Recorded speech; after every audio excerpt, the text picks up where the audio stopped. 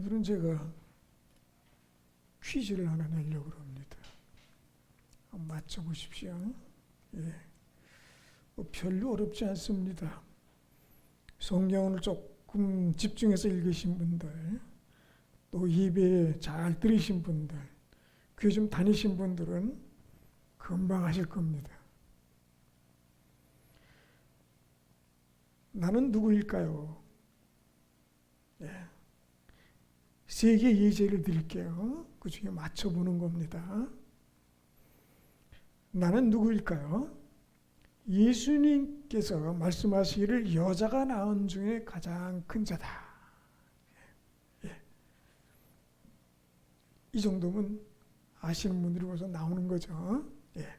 두 번째, 예수님을 향해 세상 죄를 지고 가는 하나님의 어린 양이로다 라고 고백한 사람.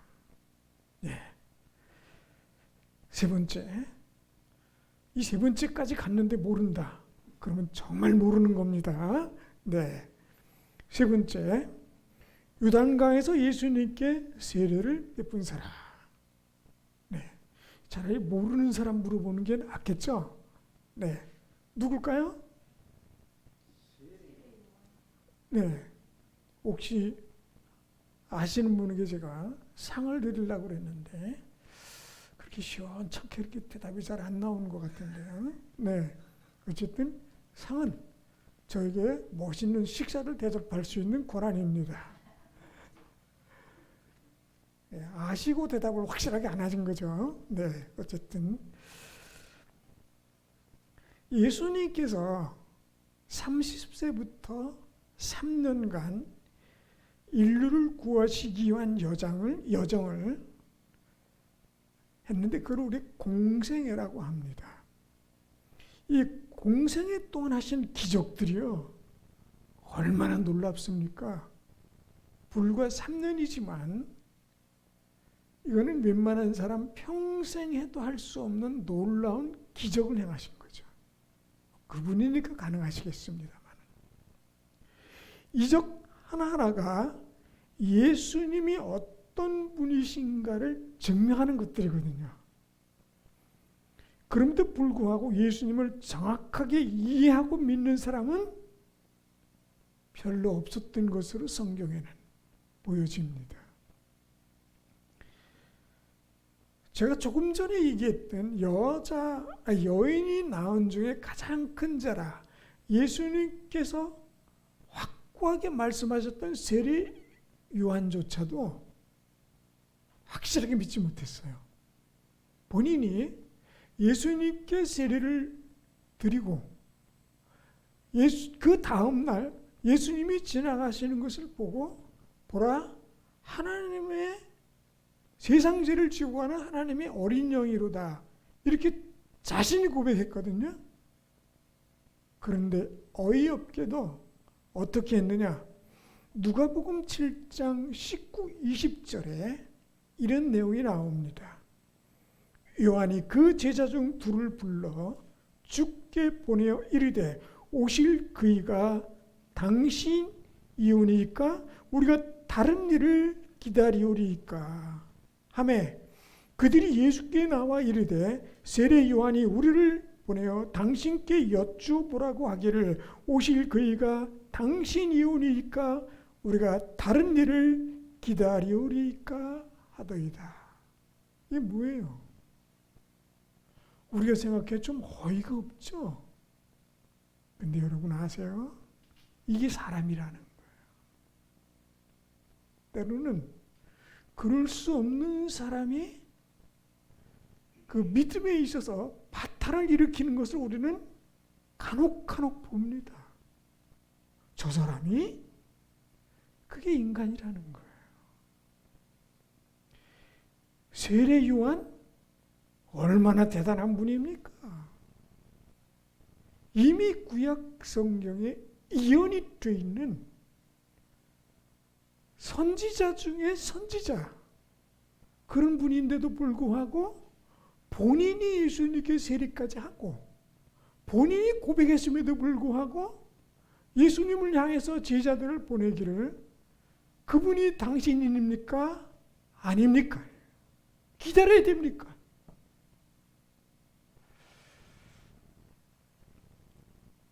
더 웃긴 건 뭔 줄 아세요? 예수님께서 돌아가셨다가 살아나셨잖아요. 부활하셨잖아요. 그런데 예수님을 너무너무 사랑해서 예수님을 쭉 찾아 따라다녔던 여인들이 몇 명 있어요. 이름이 비슷비슷합니다. 마리아 둘. 그런데요, 여러분 팬이라는 거 들어보셨을 거예요.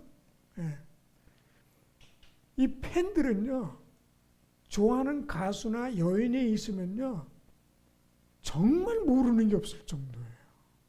어떤 때는 소름이 끼칠 만큼. 이 여인들은요, 예수님을 따라다니는데 그냥 따라다니는 게 아니에요.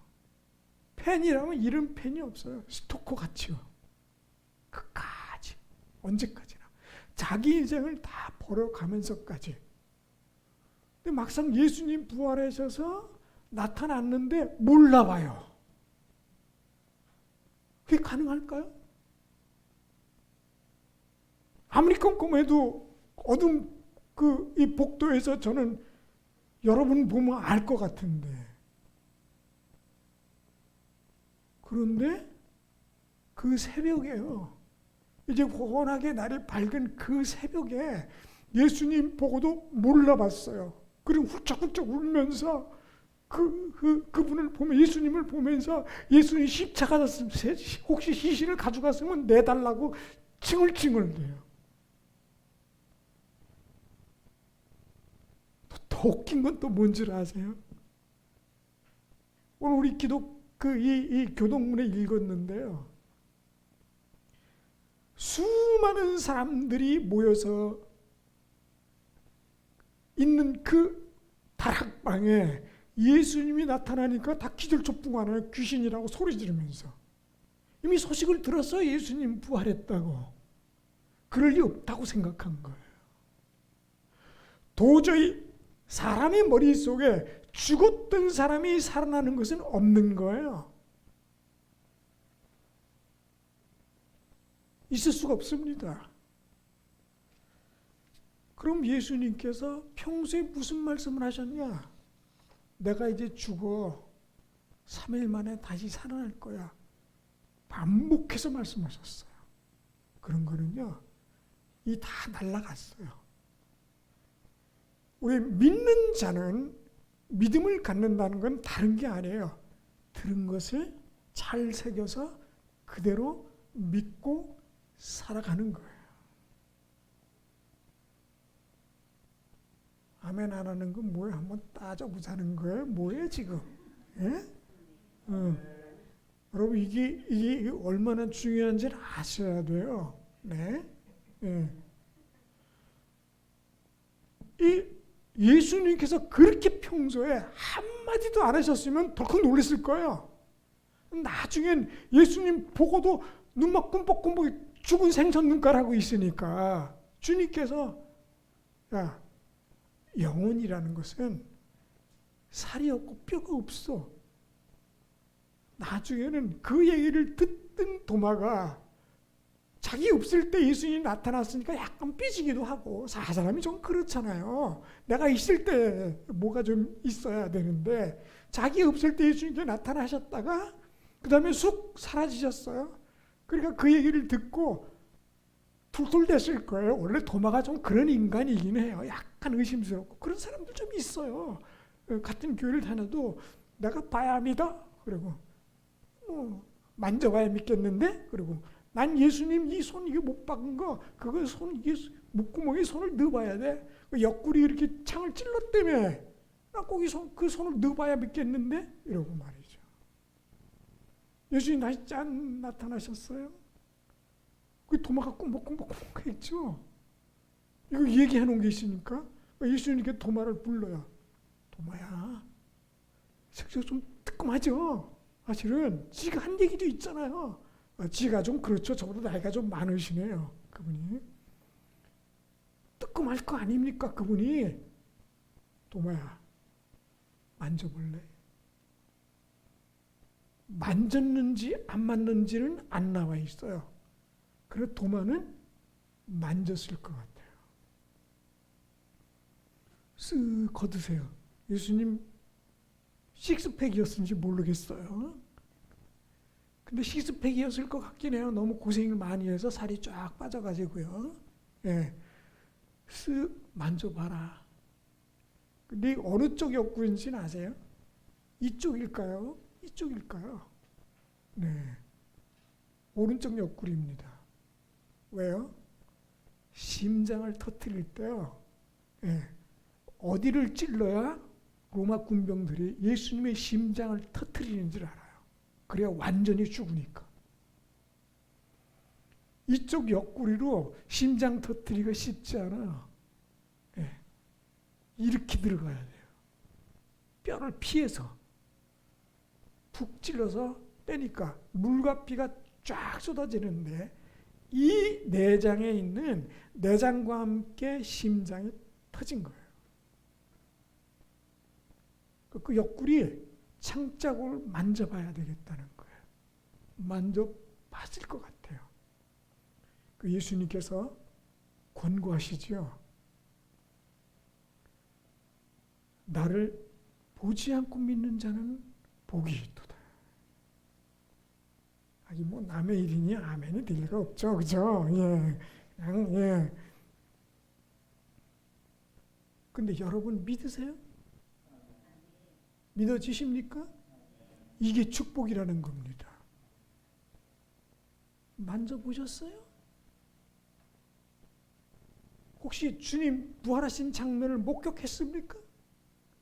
근데 어떻게 믿어져요? 이게 기적인 겁니다.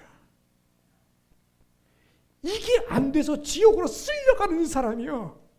이 지구상에 태어난 사람의 90%가 지옥으로 쓸려가요. 그런데 여러분은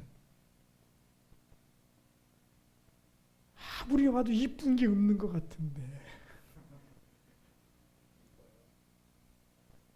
예, 이렇게 착각하면 사는 거예요. 본인이 이쁜 줄 알고요. 네, 이쁘게 한 게 뭐가 있다고요? 예수님의 부활을 생각하면요, 여러분 그 전부터 시작됩니다. 예수님의 탄생, 그 다음에 공생애, 십자가 죽으심, 부활까지요. 모든 과정이 한 세트입니다. 여기서 우리에게 주시는 하나님의 은혜가 있어요. 그게 뭔 줄 아세요? 하나님의 사랑입니다. 사랑에 사랑하되 그냥 사랑이 아니라 아주 끔찍한 사랑, 아니면 안 되는 사랑, 그런 거 해보셨어요? 무조건적인 사랑, 그런 거 말이죠. 어쩌면 우리는 그런 사랑 못 해보고 살았을지 몰라요. 요즘 하는 얘기가 그래요. 사랑한다고 말을 하고 그래야 된다고. 근데 왜 이렇게 이혼이 많아요? 자식에게도 사랑하라고 얘기하래요. 그런데 왜 애들은 더 빗나가요? 자꾸 어긋나고? 왜 그런 줄 아세요? 거짓말이에요. 진짜 사랑하면요, 굳이 사랑한다고 말하지 않아도 알아요. 그런데 하지 말란 얘기가 아니에요. 네, 하세요. 필요해요. 네, 좋습니다. 거짓으로 하지 마세요. 그냥 듣기 좋으라고 하고 귀에만 듣기 좋게, 그거요 다 거짓말쟁이에요. 하나님이 내가 너를 사랑한다고 하니 이 사랑의 표현은요, 찐사랑이에요. 거짓이 아니에요. 성경은 말합니다. 그분은 정직하시며 진실하시다. 어디 한 군데 성경에 거짓이 있습니까? 어디 사실 아닌 게 있어요.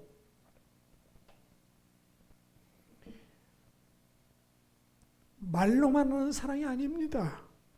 진짜 사랑입니다. 예수님 이 땅에 탄생하시는 성탄절 보면 우리 다 노래하고 막 성탄절 뭐 이거는 예수님이 중요한지 산타 할아버지가 중요한지 루돌프가 중요한지 잘 모르겠어요. 산타 할아버지가 갖다 주었어요? 그러면 양말, 왜 또 양말인지 모르지만 자고 양말 걸어놓고 말이죠. 그러고 있는데 예수님의 탄생은 우리 인간층에서 보면 너무너무 감사해요. 그러니까 주님 입장에서 보면 끔찍한 겁니다. 그 영광된 보좌에서 이 땅은요, 그야말로 구렁텅이 같은데 처박힌 거예요. 끔찍합니다. 불편하고요.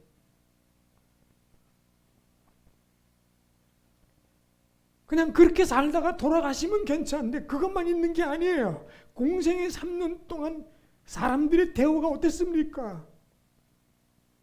무시, 모멸, 추악한 그 협잡, 그리고 십자가에 달리시기까지 그 당하신 그 끔찍한 그 모습을 여러분 상상해 보세요. 얼굴에다가 침 뱉은 거 당해 보셨나요 혹시? 저는 지금도 가끔 어떤 한 장면 한 장면 많진 않아도 참 마음 아픈 장면들이 있습니다. 그런데 침뱉음을 당해본 적은 없어요. 따귀를 맞아본 적도 없습니다. 주님은 다 당하셨어요.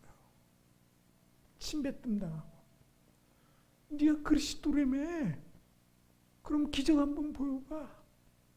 십자가에 매달아 놓고도 말합니다. 야, 네가 그리스도라며. 그럼 내려와. 왜 거기서 그러고 있어? 여러분 십자가에 매달을 때요, 옷을 다 벗겨서 매답니다. 여러분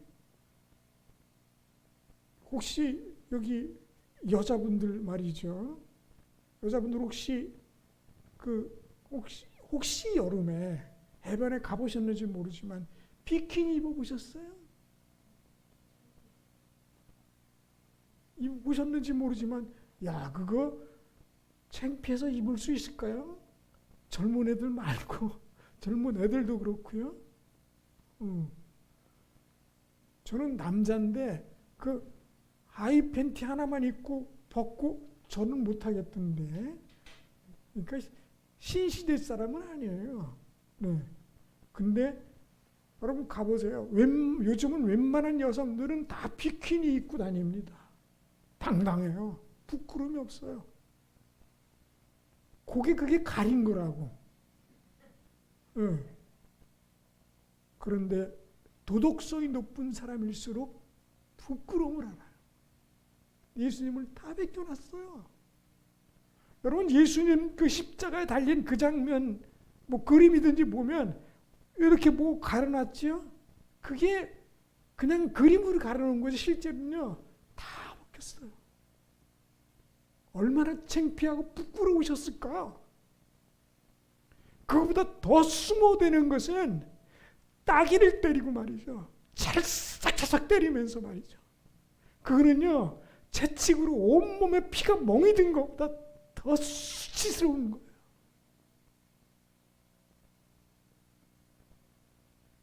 그리고 돌아가셨는데 돌아가신 다음에는 어디로 가셨을까요? 그날 낙원으로 가셨을까요? 아니면 지옥으로 들어가셔서 고통을 겪으셨을까요?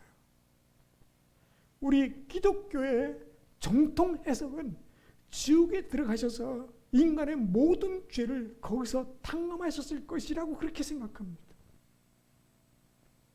그건 모르지만 누가 당했어야 돼요? 나요? 우리.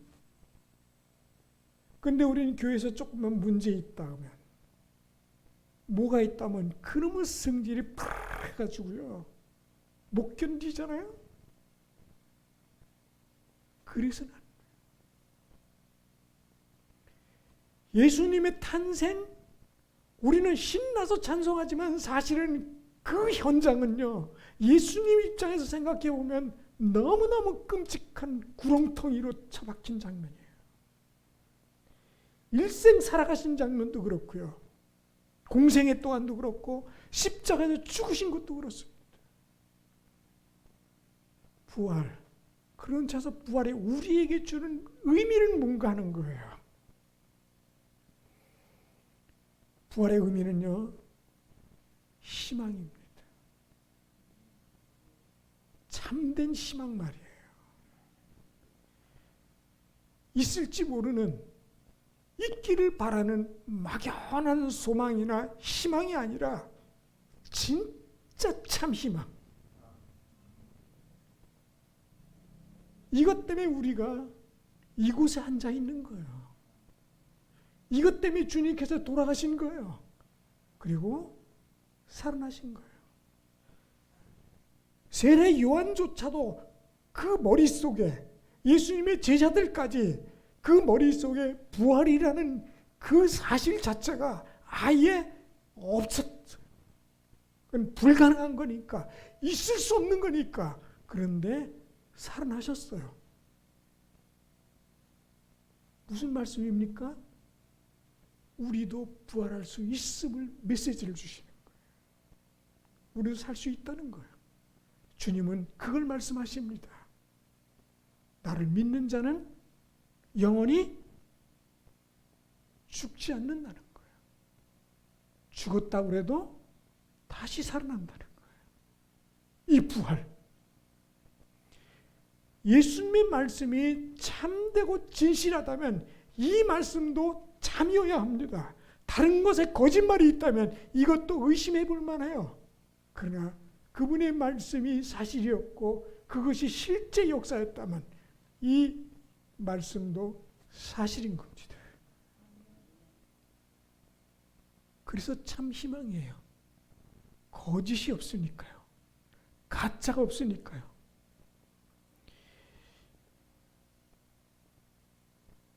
예수님께서는 마가복음 10장 32절부터 34절 사이에 이렇게 하셨습니다. 예루살렘으로 올라가는 길에 예수께서 그들 앞에 서서 가시는데 그들이 놀라고 따르는 자들은 두려워하더라.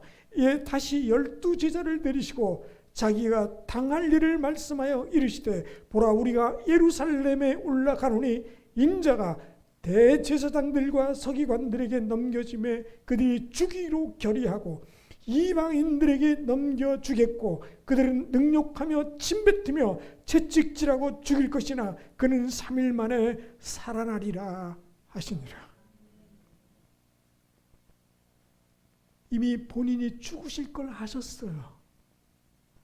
내가 죽기 싫은데, 내가 하기 싫은데 억지로 잡혀서 어쩔 수 없이 희생당하신 게 아니라 예수님 이 장면에 대해서 성경은 말하기를 저는 자원에서 돌아가셨다는 거예요. 누구 때문에요? 저와 여러분 위해서.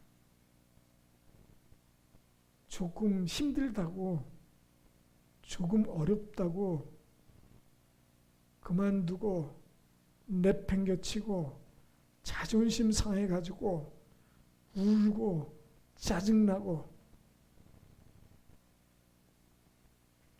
이거 참 남사스러운 일입니다. 여러분 그렇게 해서 교회 딱 오니까 다 천사들이에요. 나를 비롯해서 김옥란 천사, 남미옥 천사, 김강수 천사, 우마정 천사, 음구이 천사, 음은정 천사? 아니에요. 다 악마의 자식 같아요. 어떤 때는. 왜 이렇게 갈등이 많아요? 왜 이렇게 시끄러워요? 왜 뒷담화가 많아요? 상처받아요? 상처 줘요. 아직도 벗어나지 못했어요. 우리는 그런 존재예요.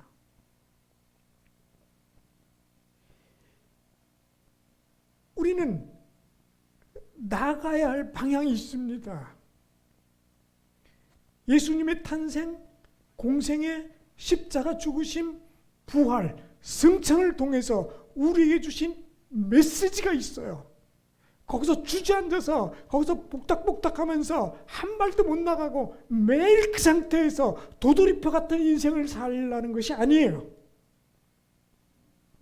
벗어나야 합니다.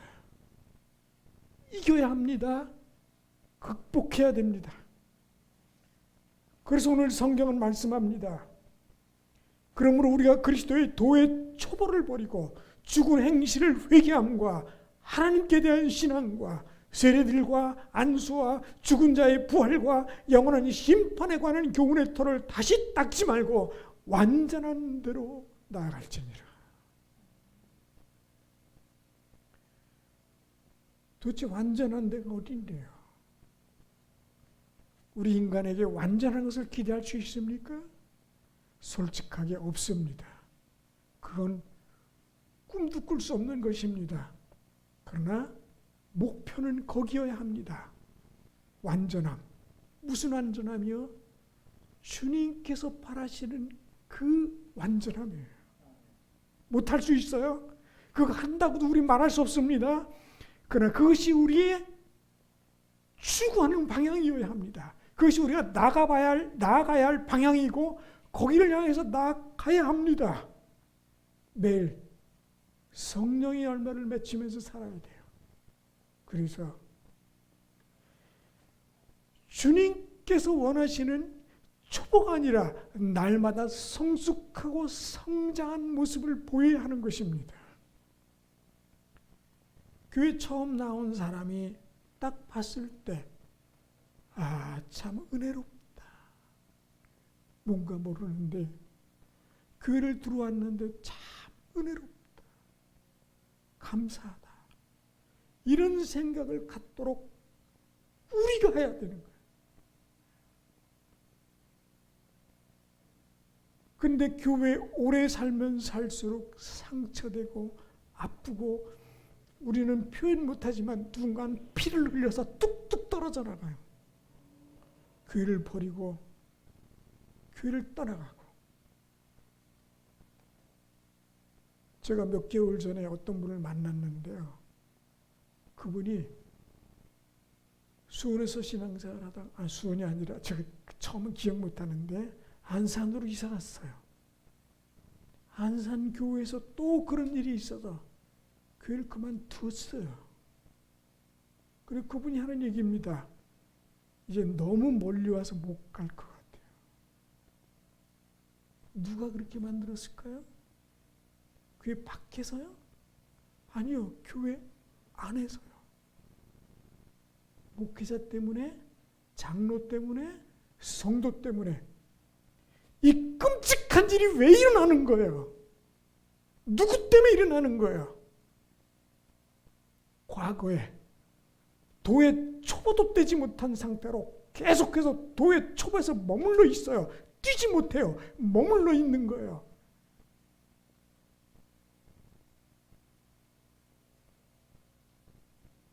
바뀌어야 하는데요. 잘 안 되는 거예요. 부활의 메시지는 그겁니다. 영원한 소망을 갖는 거예요. 그리고 그 영원한 소망 앞에 장애가 되면 안 됩니다. 나를 죽이는 거예요. 아니 이미 사실은 죽었어요. 예수님이 십자가의 죽으심과 함께 너희도 이미 죽었느니라. 사도 바울의 고백입니다. 죽었어야 되는데 살아있으니 그 승질 그대로 과거에 있었던 그 모습 그대로 그냥 백하고 쏘고 싸우고 다투고 어떻게 되는지 몰라요. 믿음이고 뭐고 승질 날 때는 옛날 것 다 나오고 다 뒤집어 엎는 거예요. 그럼 교회 나온 사람이 어떻게 되겠어요? 교회도 똑같네 뭐. 그러는 거예요.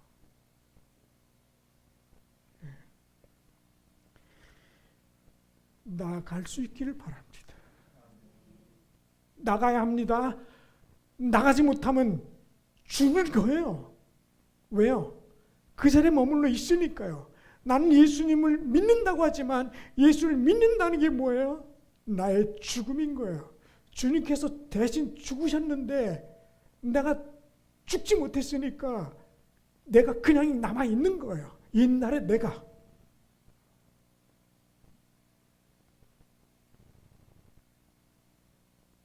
오늘 이 말씀 히브리서 6장 1절 2절 아주 짧습니다.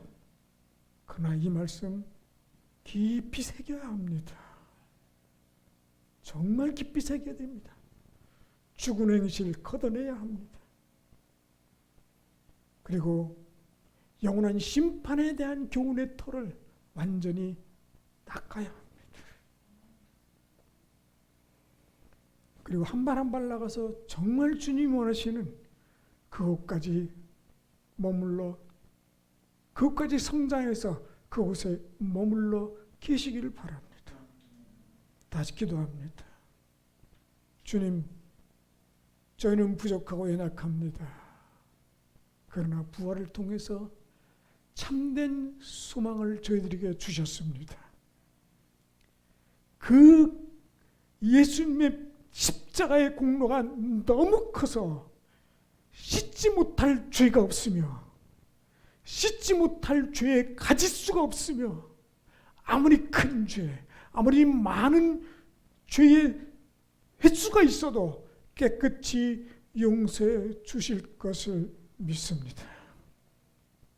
용서받은 자로서, 깨끗한 자로서, 십자가에서 죽은 자로서 수모와 모든 것을 각오하고 오직 주님을 위해서 살게 하여 주시옵소서. 예수 이름으로 기도드렸습니다.